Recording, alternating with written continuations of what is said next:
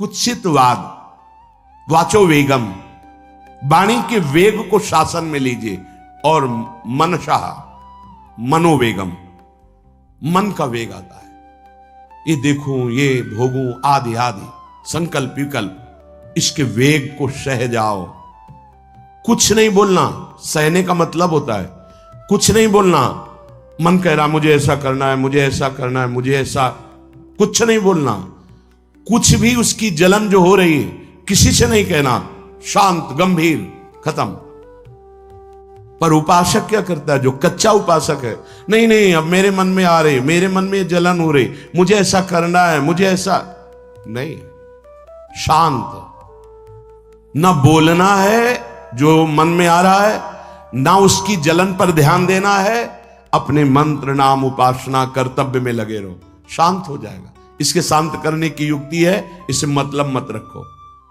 जैसे एक पागल आदमी रोड में खड़े तुम्हारे ऊपर कंकड़ फेंके, थूके, गाली दे, तो अपने लोग क्षमा भाव से कि वो पागल है, ऐसे मन अभी पागल है, इसके निर्णय पे ना हो। ये क्षण क्षण में बदल, इसको भजन से मतलब नहीं है, इसको क्षण क्षण में नवीन नवीन प्रपंच चाहिए।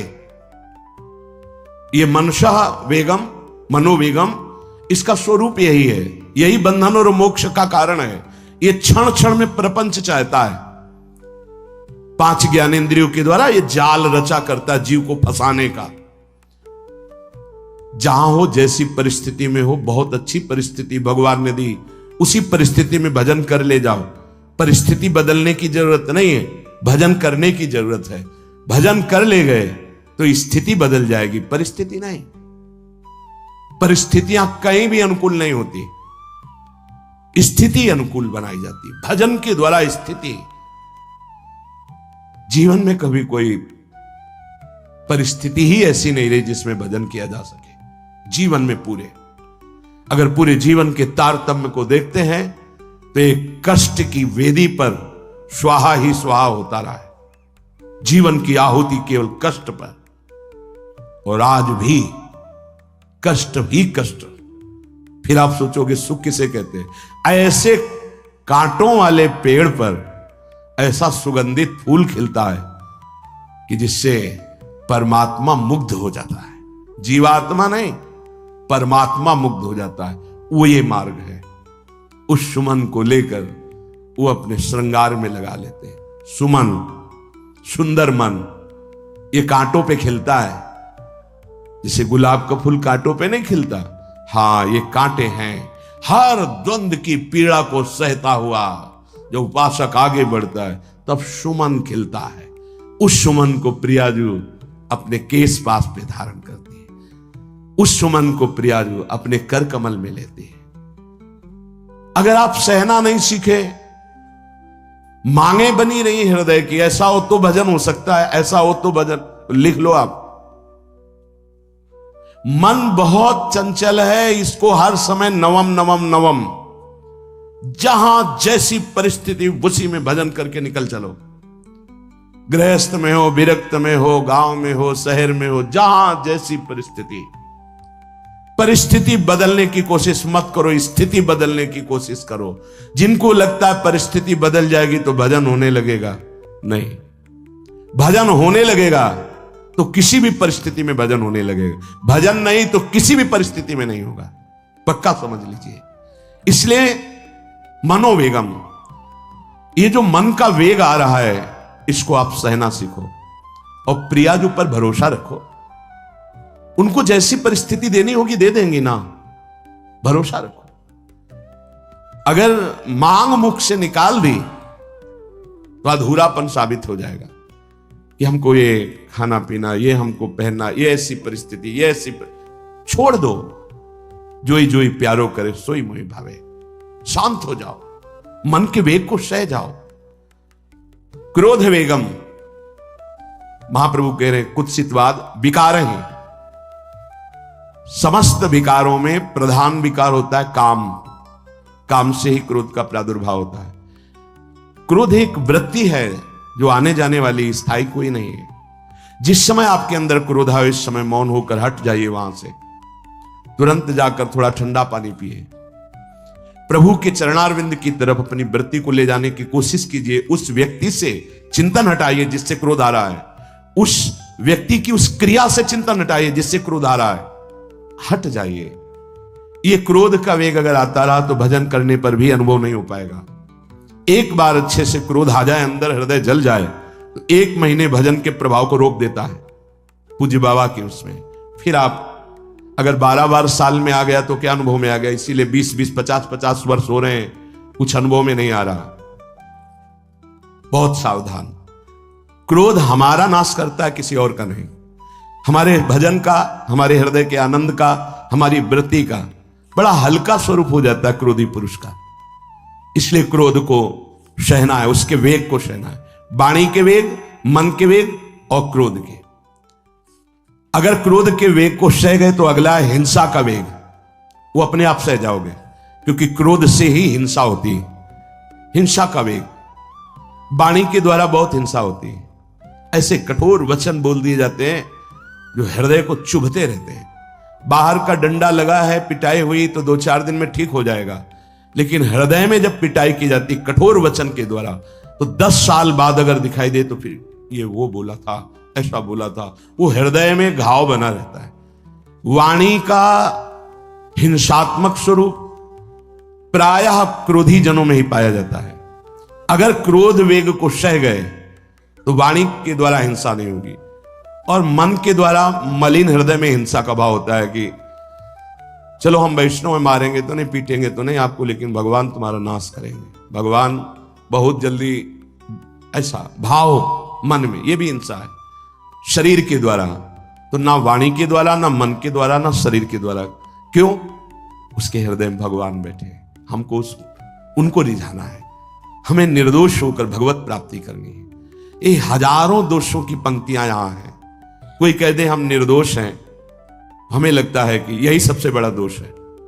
नहीं तो अंदर देखा जाए ना तो क्रम क्रम से धीरे धीरे निर्दोष हुआ जा रहा है प्रभु की कृपा से। कोई जन्म से निर्दोष नहीं होता, वो तो अवतार होते हैं भगवान के। एक पद में था, शरण जिसको ले ली हृदय से लगा, और विषय पंख से धीरे धीरे, क्रमशः विषय पंख से धीरे धीरे उसको हटाया। हित जो महाराज जी के लिए आया, हमारे हृदय को धीरे धीरे निर्विषय किया जा रहा है। और सहत सहत बाढ़े भगत ग्रहतन गुरु हितगार, इन दोनों का मिलान कर धीरे धीरे सहाते सहाते हमें निर्विषय किया जा रहा है। आचार्य चरण, इष्ट देव, गुरुदेव कर रहे हैं। हमको राजी रहना है। जैसी परिस्थिति है, जैसी भी हमें गुरुदेव रख रहे हैं, इष्ट देव रख रहे हैं, हमें राजी रहना है। इससे क्या होगा कि हमारे अंदर क्रोध नहीं आएगा, गुस्सा नहीं आएगा। नहीं, ये इतना बेईमान मन है कि इष्ट देव पे भी गुस्सा कर सकता है, ये आचार्य पे भी गुस्सा कर सकता है, ये परम कृपालु गुरुदेव पर भी गुस्सा कर सकता है। क्रोध वेग से गए तो वाणी और मन और शरीर के द्वारा जो हिंसा का वेग है उससे बच जाएंगे। फिर कह रहे हैं उदर वेगम, उदर वेग भूख। आप लोगों को तो हमें लगता है कि इस वेग को सहना ही नहीं पड़ता। ये जो विरक्त गंगा किनारे घूमने वाले हैं, इनको ज्यादा इस वेग को सहना पड़ता था, क्योंकि प्रायः कभी ऐसे शाम के समय पहुंचना होता जब आप गंगा किनारे नहीं रुक सकते तो आश्रम, अब वहां पूछ लिया तो पूछ लिया, नहीं पूछ लिया तो राधे श्याम पड़े। अगर कोई मंदिर मिल गया तो हम आश्रम आदि कोई खोजना ही नहीं, गांव में तो जाना ही नहीं है, क्योंकि नवीन अवस्था में कभी गांव में भिक्षा भी नहीं मांगी, आकाश वृत्ति का ही आश्रय लिया जो शास्त्र सम्मत। गांव में कभी पूरे जीवन में किसी गांव में किसी एक रात्रि किसी घर में कभी शयन नहीं। गांव के किनारे मंदिर मिला या कोई आश्रम संत जनों का, वहां भूख के वेग को जो सह जाए तो भजन में बहुत रुचि हो जाती, क्योंकि भजन से चित्त हटेगा तो भूख व्याकुल करेगी, और उसकी व्याकुलता से बचना है तो भजन में लगना पड़ेगा।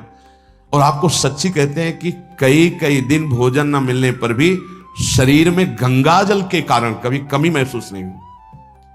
जो दूध में पावर है उससे अधिक सामग्री गंगा जल में है। अब वो बहुत से ऐसे नगरों के समीप से गंगा मैया निकली जहां से बड़ी बड़ी फैक्ट्रियों का तो नहीं, बहुत सुंदर गंगा जल, वो तो सुंदर है ही, था, है, रहेगा। अपने लोग बड़े बड़े ऐसे नाले ऐसे जिससे वो भाव तो है पर वस्तु तत्व है, पर जो दृश्य है वो अब गड़बड़ हो रहा है। ऐसे यही बड़ा नाला गिर रहा है सामने जाके, अब वहां ऐसे रज लेके ऐसे लगाओ तो दुर्गंध युक्त निकलेगी, क्योंकि वो ऐसे देखो तो ऐसे पदार्थ बहते नजर आ रहे कि अब ये दुर्भाग्य ही है समय का कि परम पावन गंगा यमुना जैसी नदियां जहां स्नान आचमन और भरपेट जल पीकर परम पवित्र और भगवदानंद में डूबा जाता था, वो भी सौभाग्य छीन रहा है। तो अगर सब सुविधा है तो भी हफ्ते 10 दिन में एक बार इस वेग को सहना तो सीखे। कस के भूख लगे और आज नहीं पाएंगे। एक दिन किसी व्रत का अनुष्ठान करने के लिए हम नहीं कह रहे, लेकिन इस वेग का आनंद तो लीजिए ना कभी। एक टाइम का छोड़ दीजिए, एक दिन केवल हफ्ते में सुबह थोड़ा ले लिया, बस अगले सुबह लेंगे थोड़ा, तो आपकी दिनचर्या नहीं बाधित होगी। आपको तो मिल रहा है ना, मिल ही नहीं रहा था। जो उदर वेग है, भूख में भजन का एक तार जुड़ता है, ये देखा है। क्योंकि ना तो नींद आएगी और ना कहीं और कोई प्रपंच की गुंजाइश है, क्योंकि उदर वेग जब भूख से व्याकुल जी होता है तो बचने के लिए एक ही उपाय है, केवल भगवत चिंतन। हटो उसके चिंतन से। ये पूर्व के संतों ने बहुत कष्ट पूर्वक भजन करके जो लाभ प्राप्त किया है वो आप लोगों को सहज में मिल। कभी कभी अपने को इससे परिपक्व करना चाहिए।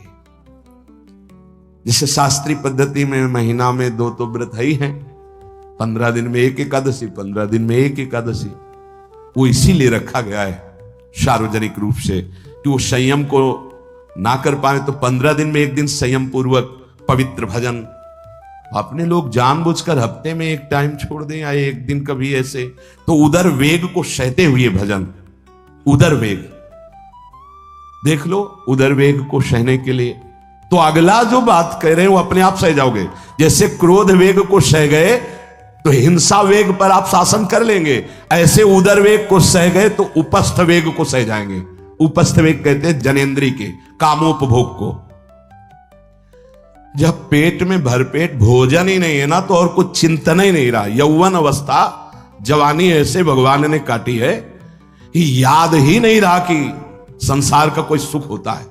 एक लक्ष्य ब्रह्माकार वृत्ति कैसे कैसे तत्वबोध हो, बस कठिन से कठिन जहां वैराग्य की भूमिका वहां कूद जाना, उसी में स्थिति में आने की कोशिश करना, देह राग का त्याग करना, ये युद्ध चल रहा था।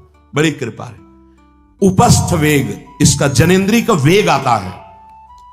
जो स्कूल में आदतें जिनकी गंदी हो गई बच्चों की, फिर आगे वो संयम में, उनको बहुत बाधा है। कई ऐसी क्रियाओं से वो जानकारियां रख लेते हैं कि जो अपना सर्वनाश करने के लिए पर्याप्त है। उपस्थ का जब वेग आए तो सहने की सामर्थ्य उसी की आएगी जो उदर वेग को सह जाता है। पक्का। किसी उपासक को देखा बहुत शरीर कृश हो रहा है, तो पूछा क्यों, भोजन क्यों नहीं करते, आप ऐसे कैसे हो रहे हैं? पहले तो आप ऐसे नहीं थे, आप तो पहले बहुत स्वस्थ थे, फिर क्यों? ऐसे नहीं, बताइए क्या? ज्यादा आवश्यकता नहीं है, जीने के लिए बस प्राण पोषण के लिए डाल लेते हैं, क्योंकि जो शांति चाहिए वो तो इतने से मिलेगी ना। बहुत प्रसन्नता है। ठीक है, ठीक चल रहे हो आप, पर इतना पाते रहो कि सीढ़ियां चढ़ उतर ले, इतना पाते रहो कि आपका शरीर काम करे। बका हृदय में बहुत प्रसन्नता है, बहुत सुंदर। संयम में अपने आप को ले आना, ये महात्मा का लक्षण होता है, चाहे स्त्री शरीर हो चाहे पुरुष शरीर हो। धन्याति धन्य।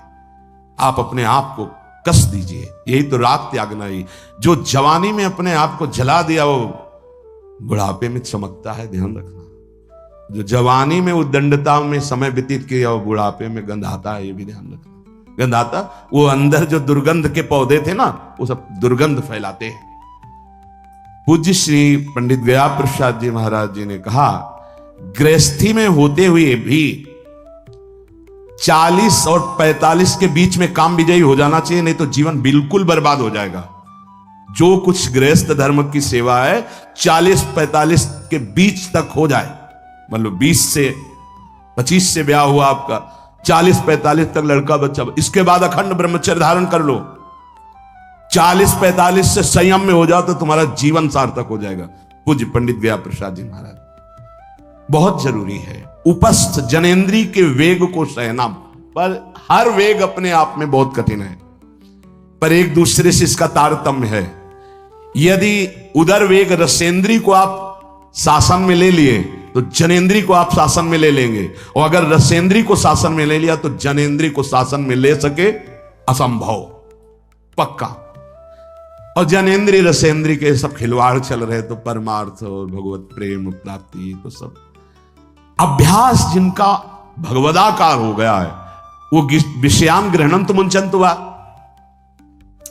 जब इंद्रियों पर शासन बाबा ने अपने किया तो 24 घंटे में एक कवल पाते थे, एक कवल। आश्चर्य होता है, ऐसे सामने दाल रोटी सान ली गई और एक कवल जितना बाबा सिद्धासन पद्मासन का से। और जब भगवदानंद ब्रह्मानंद में 70 घरों में एक दिन में भिक्षा में जाते थे, एक दिन भिक्षा। अब वहां गए तो एक कवल तो पाया ना, तो 70 कवल हो गए। विषयान ग्रहणंत मुंचंत हुआ, कोई फर्क नहीं। पर हम क्या होता है कि स्थिति होती नहीं तो सिद्धों की नकल करने लगते नहीं। पहले हम साधक हैं, पहले हमारी इन वेगों पर विजय प्राप्त करने की वृत्ति आनी चाहिए। वाणी का वेग, मन का वेग, क्रोध का वेग, हिंसा का वेग, उदर का वेग और जनेन्द्री का वेग, एतान वेगान सहते यस्तु विद्वान। वही शास्त्रों के रहस्य को जानने वाला परमार्थी है जो इतने वेगों को सह जाए। निंदा चास्य हृदयम नोपहन्यात्। इसके बाद जब उसकी निंदा हो तो उस पर कोई फर्क नहीं पड़ना चाहिए। इसके बाद जो इन सब वेगों को सह गया है, अब उसकी निंदा हो रही, कोई निंदा कर रहा है तो उसको आनंद पूर्वक सह जाए। ऐसा क्यों कहा है? इसके बाद अगर दोष है, निंदा हो रही, तब तो संभालना ही, ये गलती हो गई आपसे। जब आप दोष रहित है फिर निंदा हो रही तो आनंद पूर्वक आपको उसका विरोध नहीं करना, सहना है। क्योंकि ये सहना बिल्कुल भगवत साक्षात्कार के नजदीक ले जाएगा। देखो, अपमान, निंदा, तिरस्कार, असलियत में हम कैसे साधक हैं इन्हीं के द्वारा परिचय होता है। पूज्य स्वामी श्री अनंग बोधाश्रम स्वामी जी महाराज बड़े महापुरुष थे, जिनको स्वयं करपात्री जी महाराज मूर्तिमान ब्रह्म कह के साष्टांग दंडवत करते, दिगंबर रहते थे, नंग धड़ंग, केवल गंगा के ही तट पे। वो महीने 2 महीने में और कहीं नहीं जाते थे। एक बड़े वकील साहब थे, वो भिक्षुकों को रोटी दाल से रोज बंटवाते थे, उनकी पंक्ति में लगने जाते थे। महीने 2 महीने में एक बार पंक्ति में लगते थे जाके, नंग धड़ंग, अवधूत वेश, जटाएं, और जरूर ऐसी चेष्टा करते थे जिससे उनको धक्का मुक्की लगा दी जाए। तो एक दिन गए, लाइन में खड़े हुए, फिर 2 लोगों को क्रॉस करके आगे लाइन में, फिर आगे लाइन, तो जो नौकर डंडा लिए खड़े थे उनका तुम्हें बार बार मना किया, 1-2 डंडे लगे, फिर आगे जाके खड़े हो, धक्का मारा, पीछे किया। और ऐसा ये महीने 2 महीने में वहां सहने जाते थे। अचानक उस दिन वकील निकले, उन्होंने देखा, अरे स्वामी अनंग बोधास, पता है तुम्हें कौन? साष्टांग दंड। उस दिन से जाना बंद कर दिया। फिर एक दिन गए थे प्रभुदत्त ब्रह्मचारी जी के यहाँ, कहां असनी है और कहां जोशी है, गंगा किनारे पूरी रात चल करके पहुंचे। 2 बजे आवाज लगाई, ब्रह्मचारी। स्वामी जी उतरे नीचे, साष्टांग दंड बैठे। उनका स्वामी जी 2 बजे रात, हाँ ऐसे मना है, आगे कुछ खाओगे पियाओगे? स्वामी जी, और वो भी परमहंस ब्रह्मचारी जी, बहुत संयमी महापुरुष, प्रभुदत्त ब्रह्मचारी। टीन में कुछ आटा रखा था, बोले स्वामी जी कहो तो रोटी बना दे। बोले हाँ बनाओ। रोटी और नमक ऐसे पाए, जितना टीन में आटा था सब पाग, जो 2-4 किलो जो भी। तो बोले स्वामी जी आटा तो खत्म हो गया। बोले हाँ, भोजन का स्वाद तो साधु ही जानता है। फिर उठे, झूसी से असनी फिर पैदल। हे संतों की मौत, अपमान, तिरस्कार, क्षुधा, हर वेग, ये हमारी कसौटी है। परमार्थ का पथिक चाहे जिस मार्ग का हो। देखो सुदामा जी गृहस्थ मार्ग के कितने उच्च कोटि के, नरसिंह मेहता गृहस्थ मार्ग में कितने उच्च कोटि के।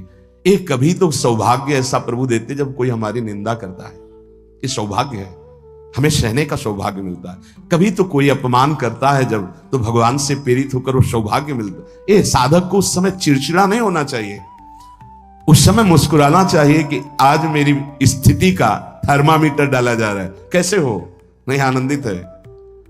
पर देख लो, प्रशंसा होगी तो चेहरा खिला हुआ गुलाब के फूल की तरह मिलेगा, और निंदा होगी तो ऐसे होगा।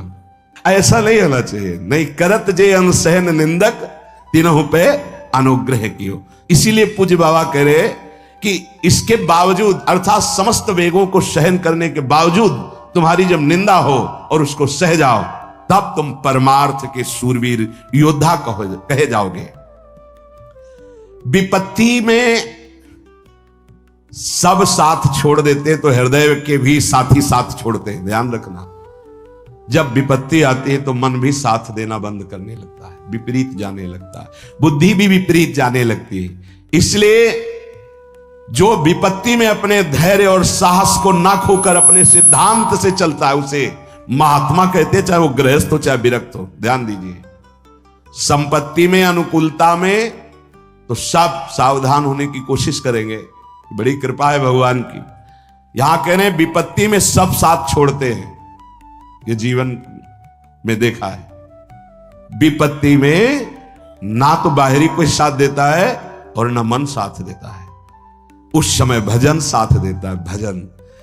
विपत्ति में हृदय को जो दृढ़ रखे, धैर्यवान और साहस बिल्कुल ना गिरने पावे, आगे बढ़ो, नाम जब तुम्हारा भजन वैसे ही चलना चाहिए, तब समझना चाहिए कि हमारी साधना परिपक्व। विपत्ति में कोई साथी नहीं होता, देखा गया है, कोई साथी नहीं। मन भी धोखा दे देता है, मन भी, अपना मन भी साथी नहीं, उस समय केवल भजन साथी होता है। तभी विपत्ति को कुंती जी ने मांगा, क्योंकि उस समय एक ही साथी होता है, हरि बस। संपत्ति में तो बहुत साथी मिल जाएंगे, अब तो साथी ही साथी हैं, जिधर देखो उधर साथी हैं। वो उस समय तो जिधर देखो उधर केवल हरि है, दूसरा कोई है नहीं।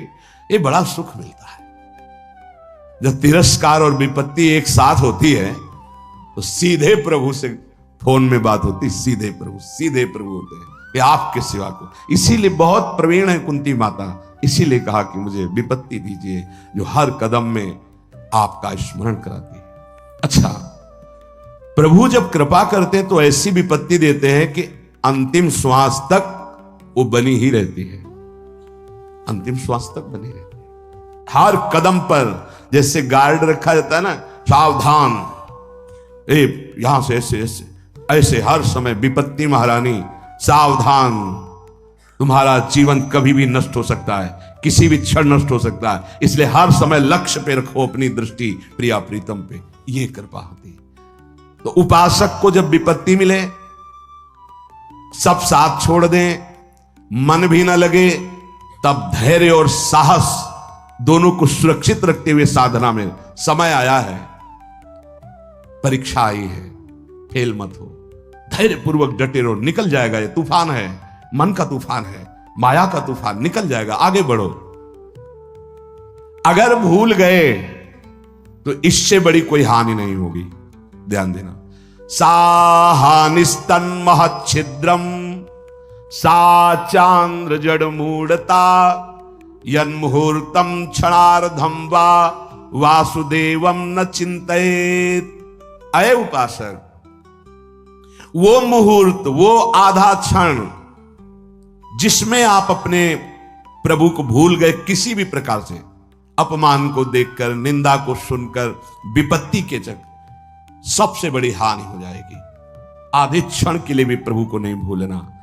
सबसे बड़ी त्रुटि अंधापन, जड़ता, मूर्खता होगी कि उपासक निंदा सुनकर, अपमान की परिस्थिति में या विपत्ति में अपने प्रभु को भूल जाए। नहीं, एक क्षण के लिए भी नहीं, ना संपत्ति में भूलेंगे और ना विपत्ति में भूलेंगे। जो उपासक है वो ममता शून्य होता है, इसलिए उसका भजन नहीं रुक सकता। न शरीर पे ममता है, न किसी संबंधी पे ममता है, तो विपत्ति किस पे आएगी? इन शरीरों पर ही तो आती है। विपत्ति किस पे आएगी? संबंधों पर ही तो आएगी। तो उसका भजन क्यों नहीं रुकता? क्योंकि ममता शून्य है। इसीलिए इस ममता पर प्रहार गुरुदेव करते हैं, आचार्य शास्त्र करते हैं।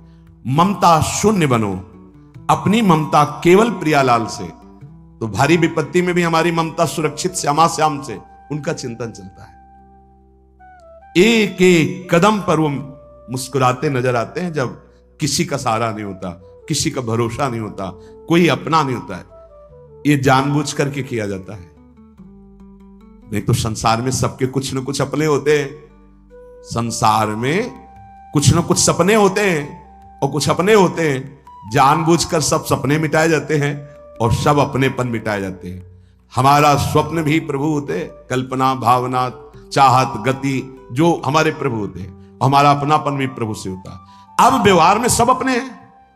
अब देख लो, पहले एक बार अपनापन हटाया, ममता हटाई, प्रभु के चरणों में रखी। इसके बाद अब सबसे प्रभु भाव से नाते नेह राम के मने, अब कोई फर्क नहीं। पर अभी ममता से समता में नहीं पहुंचे, इसलिए ममता हटानी है। एक बार हटाओ, अपने शरीर से, अपने संबंध से, अपने इंद्रियों के भोगों से ममता हटाकर श्री जी के चरणों में। एक अहमता ममता ये जग में है दुखदाई, ये जब श्री जी की ओर लगे तो होत परम सुखदाई। उपासक को क्यों विघ्न नहीं पड़ता भजन में? क्योंकि उसकी कहीं ममता ही नहीं होती। अब वो पधार गए, तो मृत्यु लोक है, जाना ही है, राधा राधा राधा। बलराम ब्रजवासी बताते हैं कि उनके बगल में एक गृहस्थ भक्त थे, तो उनका पुत्र मथुरा गया तो एक्सीडेंट से पधार गया, और उनके 4 घंटे जप का नियम था, तो 2 घंटे हुए थे, वो जप रहे थे। सूचना ही कि आपके पुत्र का एक्सीडेंट हो गया और ऐसा ऐसा, तो उनका है ये पधार गया। बोले पधार गया? बोले जब पधार ही गया तो आगे का कार्य आप लोग देखो, 2 घंटा रह गया, पूरा जप हो जाने पर ही हम उठेंगे।